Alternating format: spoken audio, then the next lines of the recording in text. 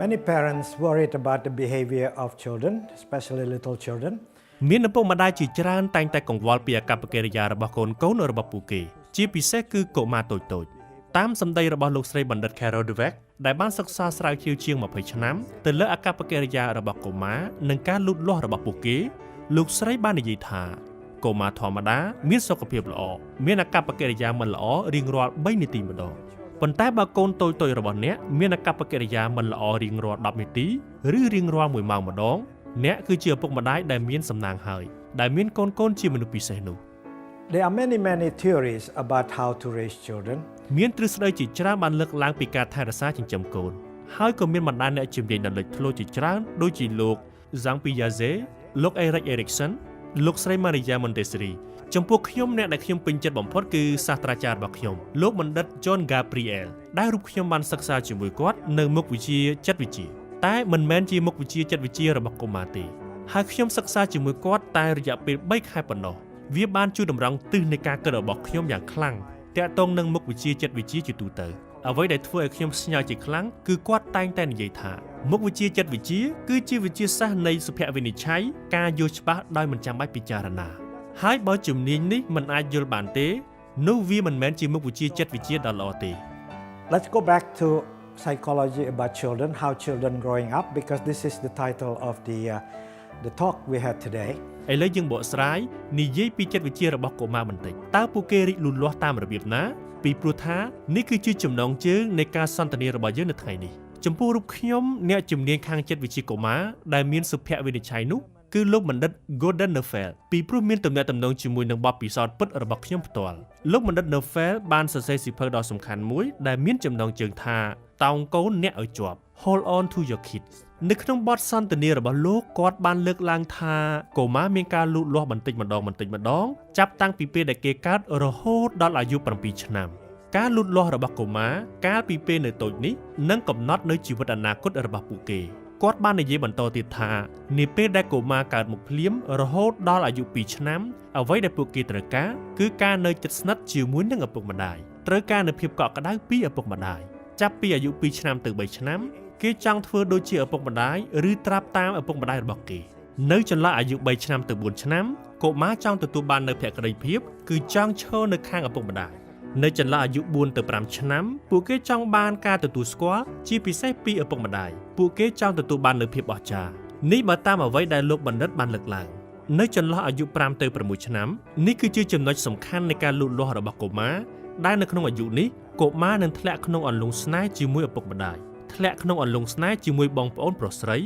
ហើយពួកគេក៏ចង់បាននូវក្ដីស្រឡាញ់ត្រឡប់មកវិញដែរតែមិនមែនជាក្ដីស្រឡាញ់ធម្មតានោះទេគឺក្តីស្រឡាញ់ដ៏ជ្រាលជ្រៅតែម្ដងប្រសិនបើពួកគេទទួលបាននូវក្តីស្រឡាញ់បែបនេះនាពេលដែលគេមានអាយុ5ទៅ6ឆ្នាំនោះដូច្នេះចាប់ពីអាយុ7ឆ្នាំ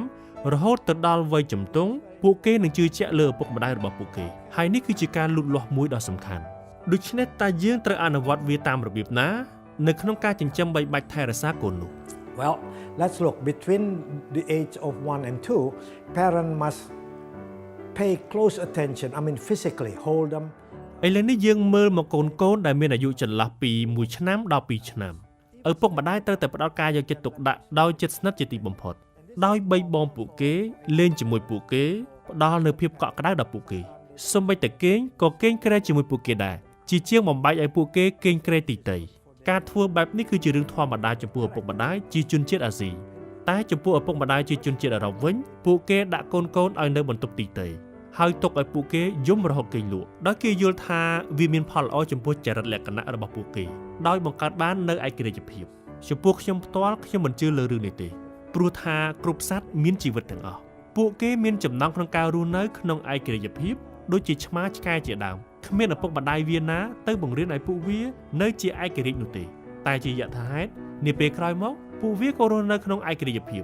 ដូច្នេះយើងក៏មិនចាំបាច់ខ្វាយខ្វល់ខ្លាំងពេកដែរដោយគិតតាំងតែពីពេលដែលកូនយើងកើតមករហូតដល់អាយុ2ឆ្នាំនោះចូលព្យាយាមនៅជិតស្និទ្ធជាមួយពួកគេនិងផ្ដល់ភាពកក់ក្ដៅដល់ពួកគេនេះគឺជារឿងសំខាន់បំផុតដែលយើងត្រូវធ្វើ from the baby from the day they were born until 2-3 years old parent can make children more intelligent and more emotionally skillful ការយកចិត្តទុកដាក់ថែរក្សាកូនចាប់ពីពេលដែលគេកើតមករហូតដល់អាយុ2ឬ3ឆ្នាំគឺធ្វើឲ្យពួកគេមានប្រាជ្ញាវាងវៃនិងមានប្រាជ្ញាផ្លូវអារម្មណ៍ខ្ពស់ចុះចំពោះកុមារមានអាយុចាប់ពី2ឬ3ឆ្នាំវិញពួកគេចង់ត្រាប់តាមឪពុកម្ដាយរបស់ពួកគេនេះគឺជាពេលដែលកុមាររៀនចេះដឹងយ៉ាងលឿនពីអ្វីៗដែលនៅជុំវិញខ្លួនដោយព្យាយាមស្លៀកពាក់តាមឪពុកម្ដាយរបស់គេពាក់អាវឪពុកម្ដាយគេពាក់ស្បែកជើងកែងខ្ពស់របស់ម្ដាយគេឬក៏ប៉ាតក្រែមមាត់ពីពេញផ្ទៃមុខរបស់គេព្រោះគេចង់ឲ្យខ្លួនគេដូចជាឪពុកម្ដាយគេអញ្ចឹងចាប់ពីអាយុ3ឆ្នាំឡើងទៅនោះពួកគេក៏ពូកែនៅក្នុងការរៀនចេះភាសាផងដែរដោយពួកគេគឺជាអ្នកដែលពូកែត្រាប់ភាសាដ៏អស្ចារ្យហើយប្រសិនបើយើងបង្រៀនគេនៅភាសាអ្វីក៏ដោយនៅក្នុងអាយុនេះពួកគេនឹងអាចរៀនចេះរហូតដល់8ភាសាក្នុងរយៈពេលតែ1ឆ្នាំប៉ុណ្ណោះប្រសិនបើយើងផ្ដល់ឱកាសដល់គេព្រោះនេះគឺជាអាយុដែលគេចង់ខ្លាយទៅដូចជាឪពុកម្ដាយរបស់គេចូលកុំបង្ខូចទឹកចិត្តរបស់ពួកគេព្រោះតែពួកគេរលាស់ទឹកអប់ដ៏មានតម្លៃរបស់អ្នកនៅគ្រប់ទីកន្លែងចូលកុំខឹងនឹងគេនោះគឺជាកំហុសរបស់អ្នកដែលមិនបានទុកដាក់ទឹកអប់ដ៏ថ្លៃរបស់អ្នកនៅកន្លែងដែលមានសុវត្ថិភាពនោះក៏ដូចគ្នានេះដែរចំពោះថ្នាំពេទ្យចូលកុំទុកថ្នាំពេទ្យពីវាលពីកាលព្រោះកុមារអាយុ2ឬ3ឆ្នាំនេះនឹងត្រាប់តាមអ្នកដោយលាបថ្នាំនោះដែរ Now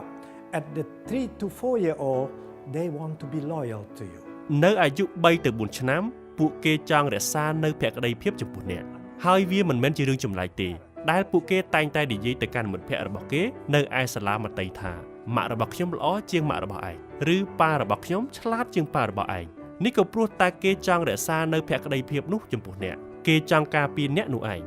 And then at the age to 4 to 5 they want to be significant they want to be recognized they're capable of doing something នៅអាយុ4ទៅ5ឆ្នាំ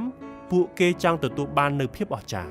ពួកគេចង់ទទួលបាននូវការទទួលស្គាល់នៅភាពមានសមត្ថភាពដែលអាចធ្វើអ្វីមួយបានជួនកាលពួកគេចង់ធ្វើអ្វីមួយដែលនឹងមានគ្រោះថ្នាក់ជួនកាលពួកគេចង់ធ្វើអ្វីមួយដែលអាចនឹងបែកកែវអីជាដើមហើយអ្វីដែលគួរធ្វើគឺកុំខាត់ខាំងគេតែយើងផ្ដល់ជំនួយដល់គេដោយផ្ដល់ឲ្យពួកគេនៅកែវជ័រចានជ័រជាដើមបើកែវជូរធ្លាក់គឺមិនអាចមាននៅហេតុអាក្រក់អីកើតឡើងទេនេះពេលដែលយើងជួយគេនោះក៏គួរកុំជួយច្រើនពេកដែរព្រោះនៅអាយុប៉ុណ្ណេះជួនកាលពួកគេចង់រៀនស្លៀកពាក់ខោអាវខ្លួនឯងនិងងូតទឹកដោយខ្លួនឯងជាដើមអ្វីត្បិតពួកគេមិនអាចធ្វើដោយខ្លួនឯងបានល្អតែយើងអនុញ្ញាតឲ្យគេធ្វើទៅចូលកុំព្យាយាមជួយគេច្រើនពេកហើយអ្វីដែលយើងត្រូវធ្វើគឺគ្រាន់តែប្រាប់គេថាប៉ាម៉ាក់នៅទីនេះប៉ាម៉ាក់ដឹងថាកូនអាចធ្វើវាបានប្រសិនបើកូនត្រូវការជំនួយពីប៉ាម៉ាក់ចាំជួយកូនជានិច្ចដូច្នេះអ្នកគ្រាន់តែមានវត្តមាននៅទីនោះនឹងជួយគេនៅពេលដែលគេត្រូវការអ្នកតែកុំកាន់កាប់ការងាររបស់គេទាំងស្រុងមិនដូច្នោះទេគេនឹងមានអារម្មណ៍ថាអ្នកបានយកអំណាចចេញពីគេទាំងស្រុងតែម្ដងប្រសិនបើយើងធ្វើរឿងមួយនេះបានល្អនោះចាប់តាំងពីពេលដែលគេកើតមករហូតដល់ពេលដែលគេមានអាយុ5ឆ្នាំរឿងដ៏អស្ចារ្យមួយនឹងកើតមានឡើងគេនឹងចាប់ផ្ដើមធ្វើអ្វីមួយហើយកុមារភាគច្រើនធ្វើនៅរឿងនេះគឺគេនឹងគូររូបអ្វីមួយគេគូររូបឪពុកនិងម្ដាយរបស់គេជារឿយៗនេះជារូបភាពម៉ាក់ខ្ញុំនេះជារូបភាពប៉ាខ្ញុំនេះជារូបភាពបងប្អូនប្រុសស្រីរបស់ខ្ញុំហើយបើយើងធ្វើរឿងនេះបានល្អពួកគេនឹងបន្ថែមអ្វីមួយទៀតនោះគឺបេះដូងនៅគ្រប់ទីកន្លែងដោយបញ្ចូលនៅពាក្យកូនស្រឡាញ់អ្នកម៉ាក់កូនស្រឡាញ់លោកប៉ាគ្រប់ពេលហើយគ្រប់ឪពុកម្ដាយទាំងឡាយណាដែលបានចិញ្ចឹមកូនត្រឹមត្រូវនោះនឹងទទួលបានមកវិញនៅរង្វាន់ត្រឡប់មកវិញបែបនេះបើនិយាយម្យ៉ាងទៀតនៅអាយុនេះកុមារផ្ដល់ក្តីស្រឡាញ់ដល់ឪពុកម្ដាយហើយនេះគឺជាផ្នែកមួយសំខាន់នៃការលូតលាស់របស់កុមារហេតុអីព្រោះនេះគឺជាអ្វីដែលត្រូវបានរៀបចំដើម្បីត្រៀមចំពោះដំណើរជីវិតរបស់គេ If children know they are loved at the age of 5 and they can return this love and parents receive their love នៅអាយុ5ឆ្នាំប្រសិនបើកូនដឹងថាគេត្រូវបានឪពុកម្ដាយស្រឡាញ់គេអាចផ្ដល់នូវក្តីស្រឡាញ់ហើយឪពុកម្ដាយទទួលនូវក្តីស្រឡាញ់វិញជួនកាលគេអាចនឹងគូគំនូអ្វីមួយហើយបើទោះជារូបនោះមិនស្អាតក្តីនាពេលដែលគេជូនទៅឪពុកម្ដាយអ្នកគួរទទួលយកដោយក្តីរីករាយដោយនិយាយថាអូ